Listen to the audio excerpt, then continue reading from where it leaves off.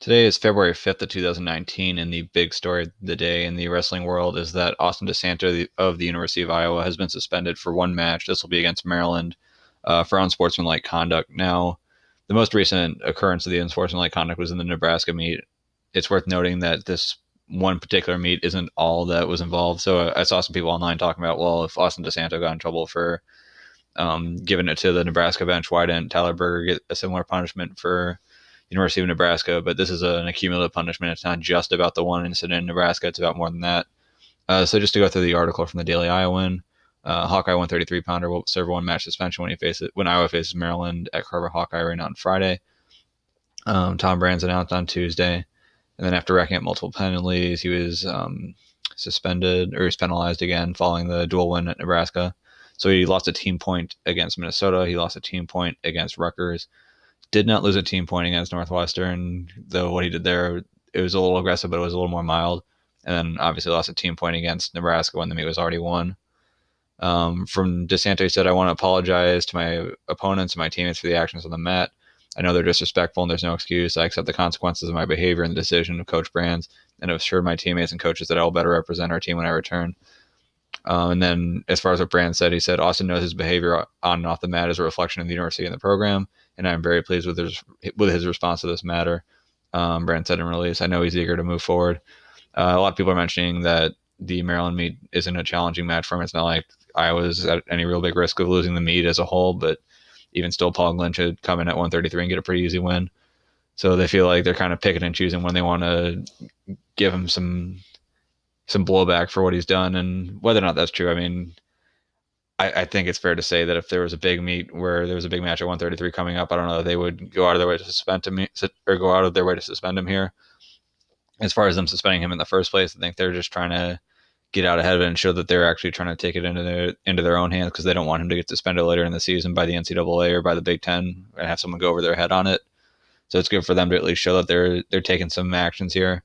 I think he has gotten better over the course of the season, but it's still not great. And what I'll do is I'll just show the videos from earlier in the season. So the first video I'll show is actually a clip from a video that I did earlier, actually I think a couple weeks ago after the Rutgers meet, where I was mentioning that Austin Sandel lost his school again against Nick Suriano. So I'll just play the two clips from that video. And in that video, I kind of go into more depth on what I think about or what I think about DeSanto. I'll link to that video at the end of this video. So there he is pushing Lezak's head down, calling out to the crowd, jumping around, giving Lezak's hand a smack. That wasn't even really like the handshake.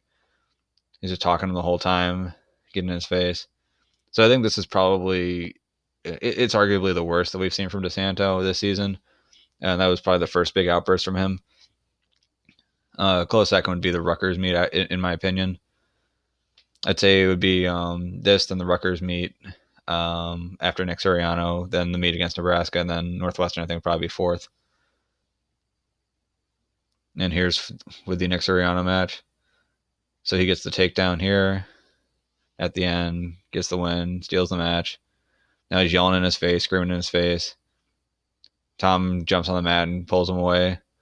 Now he's gesturing to the crowd, but in this case, it's the home crowd. So it's a little different when you're gesturing to a crowd and trying to ask them to make some noise when you're on the road, which he did against Nebraska and which he did against Minnesota, and doing it at home. At home, I think it's fairly harmless. And at least there, it seems like he's showing some respect to Suriano at the end.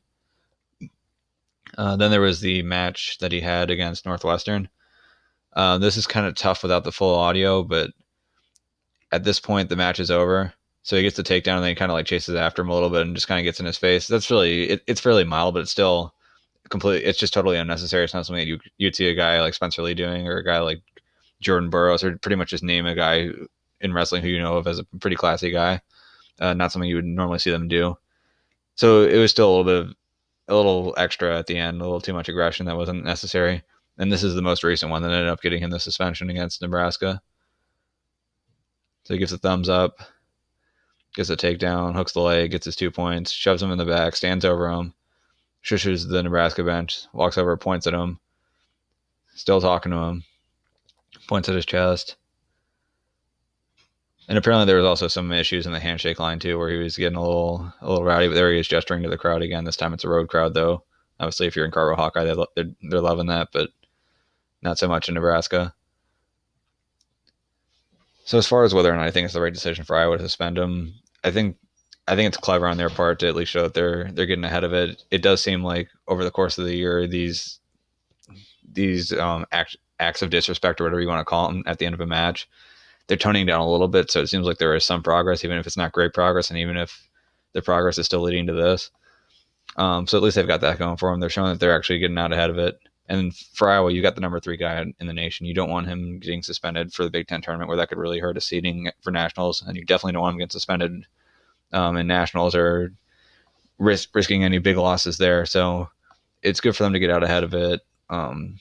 Hopefully, it actually leads to something. Hopefully, he stops just getting in people's faces after wins, especially in these types of matches where it's one thing when he beats a guy like Lezak or he beats a guy like Suriano, where at the time they were either ranked ahead of him or they were right around him in the ranking, and they had more accomplishments. Where Lezak was a former finalist, as was Suriano.